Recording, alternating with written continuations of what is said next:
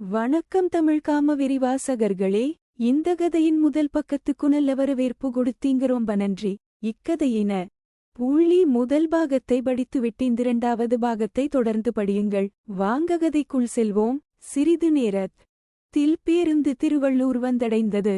பேருந்திலிருந்து சில பயணிகள் இறங்கினர், சில பயணிகள் ஏறினர். ஆனால் கூட்டம் புள்ளி படியே தானிருந்தது. தாத்தாவும் இறங்கிவிட்டாரந்திருக்கையில் நான் அமர்ந்து குழந்தையை மடிமேல் வைத்துக்கொண்டே.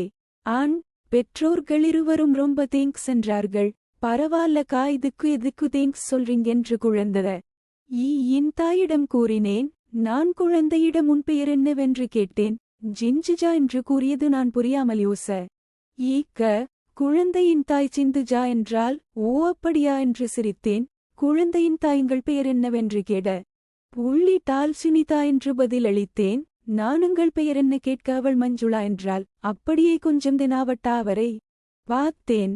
அருண் என்று அறிமுகம் செய்து கொண்டார். மஞ்சுளா நான் நின்றிதத்தில் நின்று கொண்டாள். அருண் எங்கள் சீட்டுக் குனேராக நின்றார். இவர்கள் என்ன செய்கிறார்கள் என்று திரும்பினேன். பார்த்தால் முத்துசாரும் அம்மாவும் உண்மையிலேயே தூங்கிக் கொண்டிருந்தனர். ஒருவிதத்தில் எதுவும் நல்லதுதானே, நாளம்மா தூங்காமல் இருந்தால் அவள் பக்கத்தில் உட்காரேன புள்ளி ரூபையாக வாய்ச்சொல்லில் சொல்லிருப்பாள்.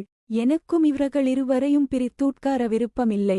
Because she's more deserving than me today's team. அது மட்டும் இல்லாமல் இந்திது பக்க சீட்டில் உட்கார்ந்து இருப்பதனால் நான் முத்துசாரை என்ன செய்கிறேன் என்று அம்மா வால் பார்க்க முடியாது. நான் அங்கு உட்காருவதால் அம்மாவும் தைரியமாக தன்னுடைமை முத்துசார்க்கு கொடுக்க ஆர்வம் காற்று வாழ். அதேபோல் முத்துசாரும் தைரியமாக அம்மாவின் அங்கங்கள் தொட்டு தடவி பிசைந்து விளையாடுவார். பின்பு சீட்டினில் சாய புள்ளி நதூட்கார்ந்தேன். குழந்தையையும் எனிது தொடையில் வைத்து மார்பில் சாய்த்து கொண்டேன். அருண் குழந்தையிடம் விளையா டூகாட்டி கொண்டிருந்தார். அதே சமயம் அவருடைய சுண்ணியந்தோளில் பட்டும்படாமலுப்சி கொண்டிருந்தது. முத்துசார் என்னை எப்படி தொட வைப்பது என்று யோசித்துக் கொண்டிருந்தேன். என்னுடைய வலது தோளை முத்துசார் இனிது தோளுக்கும் சீட்டுக்கும்னு டவில் சொருகினேன். அவர் சிறிது அசைந்து விட்டு கையெடுத்து அவர் மடிமேல் வைத்திருந்த பாக்மேல் வைத்தார். இப்பொழுது நான் லத்து முழுக்க எடுத்து அவர் இது தொடையில் வைத்தேன். அவருடைய அர்ம்சன் முலை பக்கத்திலிருந்தது. பேருந்து குலுங்கழுக புள்ளி குயர்த்தவாறு அவர் கையை கொஞ்சம் கொஞ்சமாக தள்ளியன் வலது தொடை மேல் நகர்த்தினேன். நான் போட்டு கொண்டுரிந்தடாப் சூத்தையும் பாதி தொடைவரைதான் மறைக்கும் லெக்கிங்ஸனின் துரிந்ததால் பாதி தொடையின புள்ளி வடிவம் அழகாக தெரியும். அவரின் முழங்கையின் தொடை மேலூன வைத்து ஆர்ம்சென் முலை மேல் படும்படி எழுத்தினேன். அவர் உள்ளங்கையை என் தொடை மேல் படர வைத்தேன்.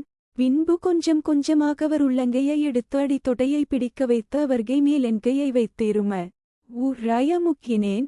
இதை யாரும் பார்க்காதவாறு என்னுடையது பட்டாவை என் தொடை மேலும் அவர் தொடை மேலும் மூடிவிட்டேனையவ தொடை மேல் வைத்துக் கொண்டேன். அப்படியே என் முலையை நசுக்கியபடி அவர் தோள் மேல் சாய்ந்து கொண்டு தூங்குவது போல் கண்ணைம ஊட்டி காமசுகத்தை அனுபவித்துக் கொண்டிருந்தேன். 10 நிமிடத்துக்கு மேலத்தை பொசிஷன்லிருந்தோம். முத்துசாரினை என்வல துவாடி தொடையில் இன்னும் இருந்தது. பேருந்து ஒரு பெரிய பள்ளத்தில் இறங்கி ஏறியதில் அவர் இருகைகளையும் கட்டிக்கொண்டார். இந்த பக்கம் அருண் என் தோள் மேல் கான்பிடென்ட்டாக சுண்ணியை தீர்த்தபடி அவள் குழந்தையிடம் பேசிக் கொண்டும் விளையாடிக புள்ளி கொண்டும் இருந்தார். சிறிது நேரத்தில் பெரியம்மா மெசேஜ் அனுப்புனாங்க. சரி அம்மாவிடம் சொல்லிவிடலாம் என்று என் முல முத்துசாரின் அர்ம்ஸில் எழுத்தியவாறு எட்டி அம்மா அம்மா என்று கூப்பிட்டேன். அவளும் முழித்து அவர் தொடைமேல் லங்கை உனி கொண்டு முலையை அர்ம்ஸில் எழுத்தியவாறு எட்டி என்னடி பூசீட்டில் உட்கார்ந்த இந்த பக்கம் வந்து உட்கார்ந்திருக்க வேண்டியதுதானே என்றாள். வணக்கம் தமிழ் காம விரிவாசகர்களே. இந்த கதையின் முதல் பக்கத்துக்கு நல்ல வரவேற்பு கொடுத்தீங்க, ரொம்ப நன்றி. இக்கதையின புள்ளி முதல் பாகத்தை படித்துவிட்டு இரண்டாவது பாகத்தை தொடர்ந்து படியுங்கள். வாங்க கதைக்குள் செல்வோம். சிறிது நேரத்தில் பேருந்து திருவள்ளூர் வந்தடைந்தது. பேருந்திலிருந்து சில பயணிகள் இறங்கினர், சில பயணிகள் ஏறினர். ஆனால் கூட்டம் புள்ளி படியே தானிருந்தது. தாத்தாவும் இறங்கிவிட்டாரந்திருக்கையில் நான் அமர்ந்து குழந்தையை மடிமேல் வைத்துக்கொண்டே.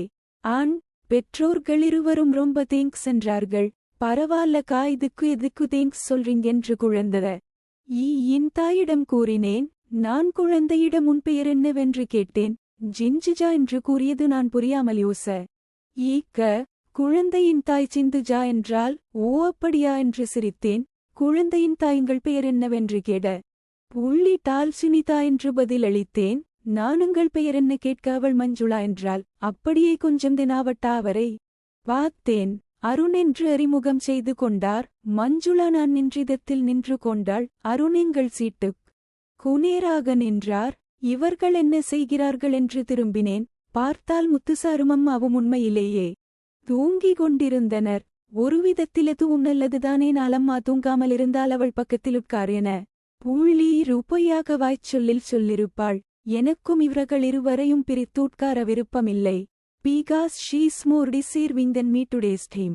அது மட்டுமில்லாமல் இந்திது பக்க சீட்டில் உட்கார்ந்து இருப்பதனால் நான் முத்துசாரை என்ன செய்கிறேன் என்று அம்மா வால் பார்க்க முடியாது. நான் அங்கு உட்காருவதால் அம்மாவும் தைரியமாக தன்னுடைமை முத்துசார்க்கு கொடுக்க ஆர்வம் காட்டு வாள். அதேபோல் முத்துசாரும் தைரியமாக அம்மாவின் அங்கங்கள் தொட்டு தடவி பிசைந்து விளையாடுவார். பின்பு சீட்டினில் சாய புள்ளி நதூட்கார்ந்தேன். குழந்தையையும் எனிது தொடையில் வைத்து மார்பில் சாய்த்து கொண்டேன். அருண் குழந்தையிடம் விளையா டுகாட்டிக் கொண்டிருந்தார். அதே சமயம் அவருடைய சுண்ணியந்தோளில் பட்டும்படாமலுப்சி கொண்டிருந்தது. முத்துசார் என்னை எப்படி தொட வைப்பது என்று யோசித்துக் கொண்டிருந்தேன். என்னுடைய வலது தோளை முத்துசார் இனிது தோளுக்கும் சீட்டுக்கும்னு டவில் சொருகினேன். அவர் சிறிது அசைந்து விட்டு கையெடுத்து அவர் மடிமேல் வைத்திருந்த பாக்மேல் வைத்தார். இப்பொழுது நான் லத்து முழுக்க எடுத்து அவர் இது தொடையில் வைத்தேன். அவருடைய அர்ம்சன் முலை பக்கத்திலிருந்தது. பேருந்து குலுங்கழுக புள்ளி குயர்த்தவாறு அவர் கையை